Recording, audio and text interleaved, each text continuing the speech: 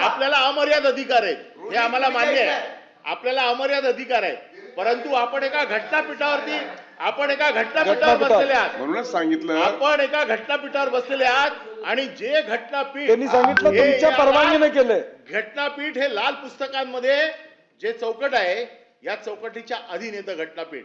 आपल्याला between the lines काय अर्थ काढायचा आहे, कौल शब्दर मध्ये काय लिहिलंय, या सगळ्याचा अधिकार आपल्याकडे येतो. परंतु ज्या वेळेला अधिकार आपल्याकडे येतो त्या अधिकाराच्या बाबतीमध्ये याच्या नियमांमध्ये देखील ते बसवणं आणि त्या अधिकाराचा वापर करणं ही देखील जबाबदारी आहे.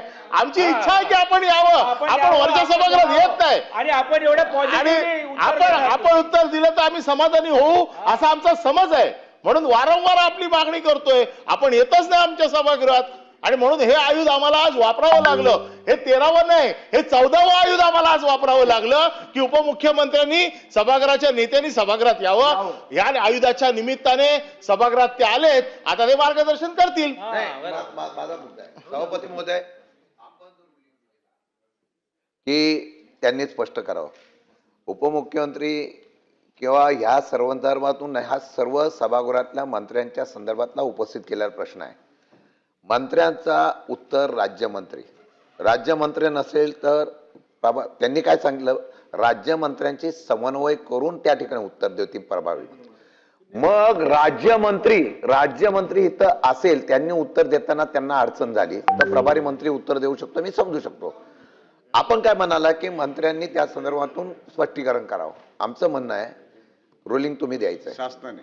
ठीक आहे, शासनाने आमचं म्हणणं आहे हा अधिकार तुमचा आहे, हा शासनाचा नाही. आपण सभागृहामधलं सर्वश्रेष्ठ म्हणून आपलं आहे, तुम्ही अधिकारून तो आम्हाला रुलिंग द्या की राज्यमंत्री तरी इथं उपस्थित पाहिजे आणि मंत्री तरी उपस्थित पाहिजेत. मंत्री उपस्थित नसली तर राज्यमंत्र्यांनी इथं कंपल्सरी उपस्थित राहिलंच पाहिजे, हा नियम आहे. आणि जर नियम असेल तर ते मंत्री उपस्थित राहत नसते तर एकाच मंत्र्यावर अख्खं सभागृहाचं कामकाज चालेल उद्या, आणि योग्य नसल्यामुळे आम्हाला रुलिंग तुम्ही द्या. आम्हाला रुलिंग तुम्ही द्यावं एवढीच अपेक्षा आहे. मान्य बोलणार असेल तर बोला. मी हे सांगितलेलं आहे. ऐका खरं म्हणजे सभासदांची जी काही अडचण होऊ नये, त्यांच्या प्रश्नांना न्याय मिळावा म्हणून ही व्यवस्था केलेली आहे. आणि राज्यमंत्री आणि आमचे जे मंत्री आहेत ज्यांना जबाबदारी दिली ते coordination मध्ये ते काम करतायत.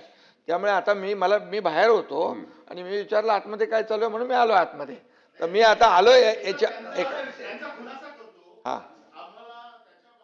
देखील ऑब्जेक्शन असायचं काही कारण नव्हतं, कारण आपण राज्यमंत्र्यांना अधिकार दिले होते, दुसऱ्या मंत्र्यांना.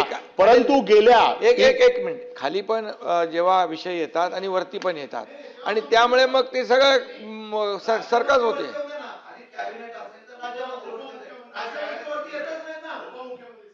बरेच वर्ष या सभागृहात आपल्याला माहिती आहे, मंत्री जेव्हा बिझी असतात खालच्या सभागृहात तेव्हा राज्यमंत्री एकच मिनिट नाही आता विषय आपण त्यांना बोलू द्या. उभे आहेत ते त्यांचं एकदा संपू द्या, मग मी आपल्याला संधी देतो.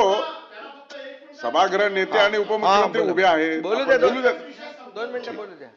विषय एकच आहे. का विषय आला हा की उपमुख्यमंत्र्यांनी आपले अधिकार माननीय मंत्री उदय सामंतना दिले, माननीय मंत्री शंभूराजेंना दिले, दादा भुसेंना दिले. आमचं काही ऑब्जेक्शन नाही, ते जे कॅपेबल आहेत त्यांनी करावं. राज्यमंत्री नसतील तर त्यांनी यावं, उत्तर द्यावी. परंतु माझ्या गेल्या 4 अधिवेशनाचा अनुभव असा आहे की जिथे मी राईट ऑफ इन्फॉर्मेशन मध्ये माहिती दिली, जिथे इथे सभागृहात मान्य केलं कारवाई करतो म्हणून, परंतु ठरवूनच की कारवाई करायचीच नाही. मुंबई महानगरपालिकेचे मी कमीत कमी 7 ते 8 विषय दिले. महाराष्ट्रातील सर्व बातम्यांचे विश्वासार्ह व्यासपीठ, सकाळच्या सर्व सोशल मीडिया प्लॅटफॉर्मला लाईक, फॉलो आणि सबस्क्राईब करा. तसंच सर्व नोटिफिकेशनसाठी बेल आयकॉन प्रेस करायला विसरू नका.